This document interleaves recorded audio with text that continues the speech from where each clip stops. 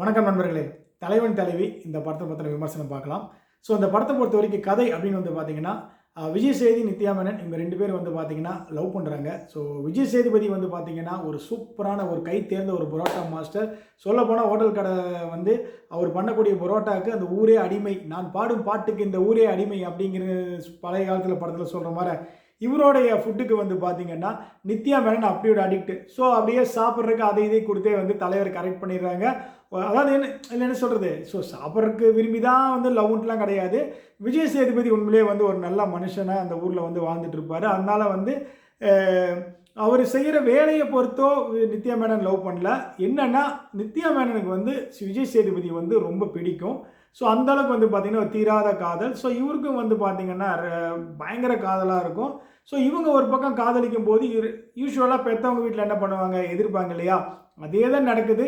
So இவங்களும் அதையை தாண்டி கல்யாணம் பண்ண அதே நேரத்தில் வந்து பார்த்திங்கன்னா திருப்பி வந்து சேர்த்துக்கிறாங்க. யூஸ்வலாக இதெல்லாமே வந்து நம்மளுடைய என்ன சொல்கிறது, நிறையா ஆட்களுடைய லைஃப்பில் நடந்த ஒரு கதையாக தான் வந்து இருக்கும்.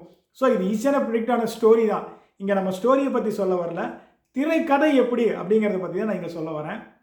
ஸோ கல்யாணம் பண்ணிக்கிட்ட இவங்க குழந்தை பிறக்குது. குழந்தை பிறந்தோன்னே வந்து பார்த்திங்கன்னா ஒவ்வொரு பிரச்சனையாக வந்து உருவாகுது. என்னென்னு வந்து பார்த்திங்கன்னா நித்யா மேனன் வீட்டு சைடும் நம்ம ஆகாஷ் விஜய் சேதுபதி வீட்டு சைடும் 2 பேருக்கும் வந்து பார்த்திங்கன்னா ஒரு கான்ட்ரவர்சி, ஒரு பிரச்சனை உருவாகுது. இதனால் வந்து பார்த்திங்கன்னா இவங்க 2 பேருக்கு கூட சண்டை. யூஸ்வலாக மாமனார் மாமியாருக்கு சண்டை வந்தால் என்ன நடக்கும், அதே பிரச்சனை தான். சம்பந்திகளுக்குள்ள சண்டை இல்லை, புருஷன் பொண்டாட்டிங்க சண்டை போட்டுக்க வேண்டியதாக இருக்குது. பிள்ளைகளோடைய பிரச்சனை இல்லை, பெற்றவங்க சண்டை போட்டுக்க வேண்டியதாக இருக்குது. ஸோ காமனான ஒரு பிரச்சனை தான் எப்படி நம்ம வந்து கையாளலாம்.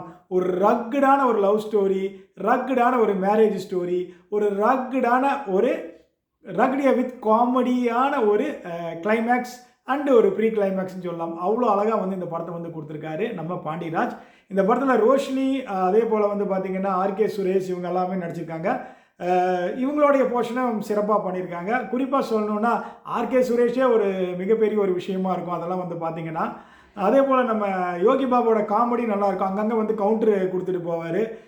ஹோட்டலை வச்சு உருப்படியாக ஹோட்டலை நடத்துகிறானா அப்படிங்கிற மாதிரி வந்து நிறைய விஷயம் சொல்லுவார். அதே நேரத்தில் வந்து இந்த சாம்பியன் வினோத் இருப்பார். ஸோ அவங்க கூட வந்து பார்த்திங்கன்னா நம்ம விஜய் சேதுபதி வந்து பேசுறதா இருக்கட்டும், அதாவது பொண்டாட்டிக்கு வீட்டுக்கு போயிட்டு வந்தாலே ஒரு மாரத்தான் இருக்கிறாளையா, சொல்ல போனேன்னு சொல்கிறேன், நம்ம வீட்டில் வந்து நல்லா இருப்பாங்க, எல்லாம் ஒரு 10-15 நாள் சூப்பராக இருப்பாங்க. அம்மா வீட்டுக்கு போயிட்டு வரணும், 3 நாள் போயிட்டு வந்தால் என்ன ஆகும், சோழி முடிஞ்சுது.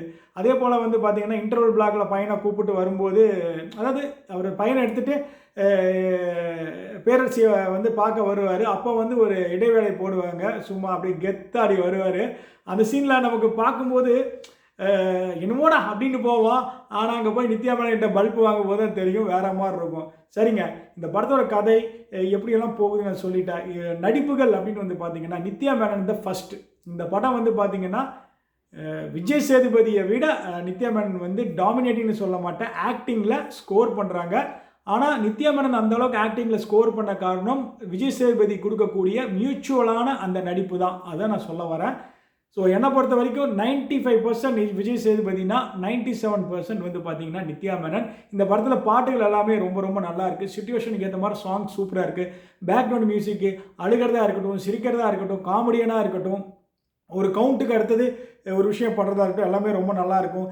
என் பையன் பாவம் இவளை கட்டிட்டு பாடுற பாட்டு இருக்குதே. யூஸ்வலாக அம்மா பேசுகிற டைலாக்கு பொண்டாட்டி பக்கத்தில் இருந்தால் எப்படி இருக்கும், அம்மா போனதுக்கப்புறம் ஒரு ரியாக்ஷன் நடக்கும். ஓகேங்களா, அம்மா ஒரு ஆக்ஷன் கொடுத்துட்டு போயிடுவாங்க, சரி அம்மா ஒரு ரியாக்ஷனை கொடுத்துட்டு போயிடுவாங்க, பொண்டாட்டிக்கிட்ட ஆக்ஷனாக புருஷ மாட்டிக்குவான்.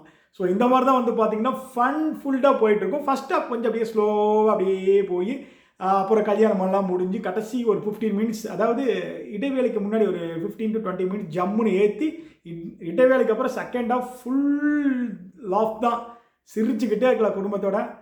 அப்புறம் என்னங்க, புக் பண்ணுங்கள், ஃபேமிலியோடு போங்க, சந்தோஷமாக படத்தை பார்த்துட்டு வாங்க. இந்த படம் யார் யார் கனெக்ட் பண்ணணும்னு சொல்லிடுறேன். நீங்கள் 90s இருந்தாலும் சரி, 80s இருந்தாலும் சரி, சிட்டி பீப்புளாக இருந்தாலும் சரி, வில்லேஜ் பீப்புளாக இருந்தாலும் சரி, எல்லாருக்குமே இது சூட் ஆகும். ஓகேவா, இது என்னென்னு பார்த்தீங்கன்னா கல்யாணம் ஆகி ஒரு 5 வயசு 6 வயசில் குழந்தை இருக்கவும் சரி, ஒரு 10 வயசில் நீங்கள் பிள்ளை குழந்தை இருந்தாலும் சரி, இவங்க எல்லாம் அந்த மாதிரி ஃபேமிலிக்கு எல்லாமே இந்த படம் கனெக்ட் ஆகும். ஒரே வேர்டில் முடிக்கிறேங்க, குடும்பங்கள் கொண்டாடும் block buster Vijay Sethupathi is back. அரக்கி நித்யா மேனனின் வேற சம்பவமான ஒரு நடிப்பு தான் இந்த தலைவன் தலைவி. தலைவி மொத்தமாக தலைவனை கடத்துகிறாள். தேங்க்யூ.